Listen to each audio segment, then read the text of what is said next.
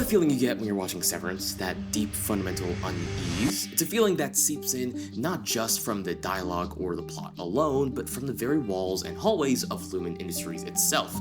Kinda like waking up at 3 AM in the morning and realizing, holy shit, did I leave the stove on? well, that feeling is not an accident. In the next minutes, we're going to be pulling away the curtain and taking a look at the hidden visual secrets that Lumen uses to control its employees, and by extension, you.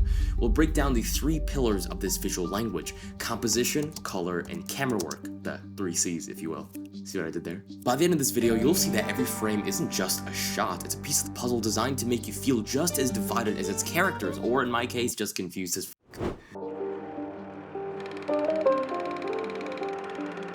Severance is more than just a high-concept thriller, it's a masterclass in visual storytelling. The creative team led by director Ben Stiller, yes, that Ben Stiller, and cinematographer Jessica Lee Gagne didn't just film a story, they built a psychological state for the audience to live in. Every single choice, from the placement of a desk to the color of a carpet, is a deliberate tool to tell the story. These visual elements aren't just for looks, they're the language the show uses to explore its biggest ideas: psychological division, corporate oppression, and the search for who you are in a world that's designed to erase you.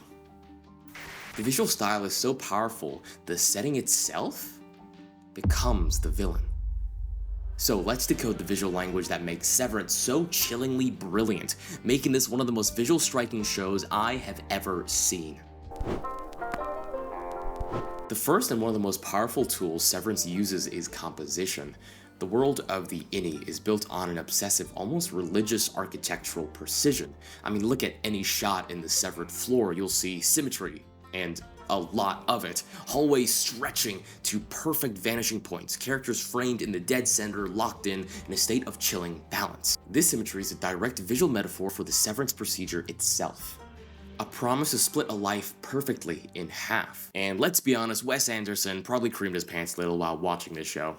The clean lines and geometric order create a world of absolute control where everything, including the human mind, can be neatly organized and contained. The rigid geometry is made even more terrifying by the use of negative space. Macro data refinement isn't just an office, it's a vast empty void. And wides, oh my god, Severance loves using wide shots to convey how empty and almost oppressive their environment is. It makes the subject look insignificant and small, just like my wiener.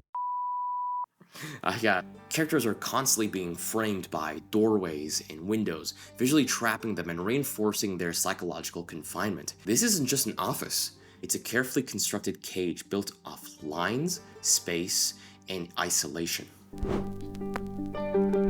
Nowhere is the psychological split of Severance more obvious than in the show's use of lighting and color. The Inni and Outie worlds don't just feel different, they are lit and colored by 2 separate realities.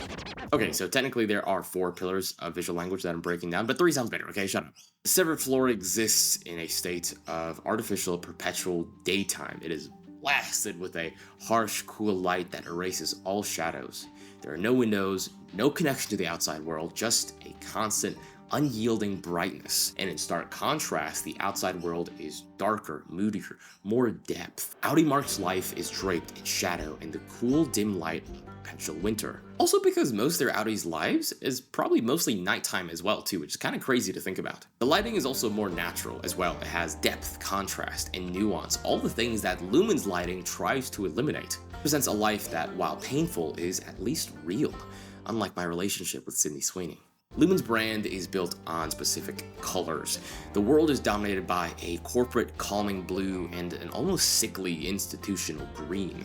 And if you look at it, these colors are everywhere. On the carpets, the computers, the uniforms, they scream conformity and order. Now the way I like to put it is blue is the color of Lumen's authority, while green, like the green carpet, feels kind of bizarre and unnatural. But cutting through all that is the color red. And in Severance, red is the color of defiance. Defiant jazz, some might say. If you know, you know.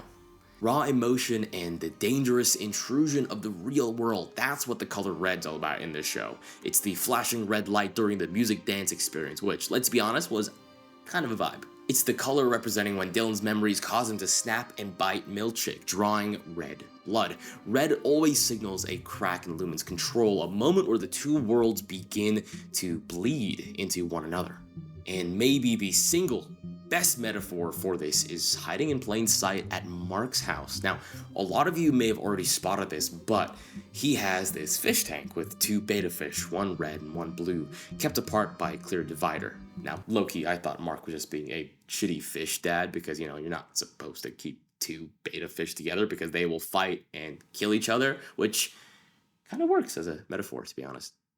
Anyway. Upon further inspection, there is actually a clear divider between the two, which works symbolically really well. They're condemned to live in these two completely different worlds, never able to interact with each other, otherwise they might clash. It's a perfect visual summary of the severed mind. And yes, all this I got from a f***ing fish tank. Finally, let's talk about the camera itself, because the way it moves or doesn't move in some instances is a key part of the show's visual language. On the severed floor, the camera behaves like a piece of security equipment. If you've ever seen one of Alfonso Cuarón's films, it has that kind of fly-on-the-wall vibe, but a little different because the movements are robotic and controlled. We see slow, deliberate pans that sweep across the room like surveillance cameras, reinforcing the constant feeling of being watched. The mechanical camera work is the polar opposite of the style used in the outside world. Out there, the camera is often more natural and sometimes handheld, reflecting a world that is messier and less controlled, but also more human. The rigid cinematography of the innie world makes the outie world feel free by comparison. But the show's single greatest camera trick has to be the elevator transition. As the character rides the elevator, the camera performs a dolly zoom. This effect dramatically warps the perspective of the hallway, creating a visceral, psychological lurch that mirrors the mental whiplash of the Severance procedure, and goddamn do I love a dolly zoom. It's a moment of pure visual storytelling, conveying an impossibly complex experience without a single word. It's all connected. The geometry, the symmetry, the space, the color, the lighting, down to the robotic camera movements and handheld camera movements. This isn't just style for the sake of style, these are the building blocks of the story. The creators of Severance have built a world where the environment is an extension of the show, so much so that I can't really think of another show that does it quite as effectively. Every frame is designed to reinforce the central theme of Severance, one of the most intelligent and deeply unsettling shows I've ever seen. Back to that feeling of unease I was telling you about earlier, that is the story, just not told with words. But hey, that's just my take on it. What visual details did you catch, and what do you think it represents? I mean, I've had an absolute blast watching season 2, and I'm so keen for season 3. Let's go.